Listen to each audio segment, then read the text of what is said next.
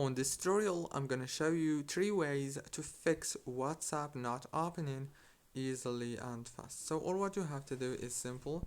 Open the settings on your phone, and then this is the first way. Go to the apps manager, go to apps, and here wait a few seconds. It will give you all the apps that you have downloaded. Scroll until you find WhatsApp, click on it and click on force stop, and then go to the storage, click on clear cache. That's the first way.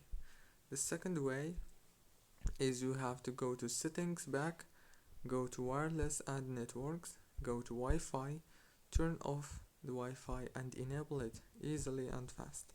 The third way and the last one is open Play Store, go to the search bar and search for WhatsApp, then click on update if you don't have the latest version. Don't forget to like and subscribe if this video was helpful.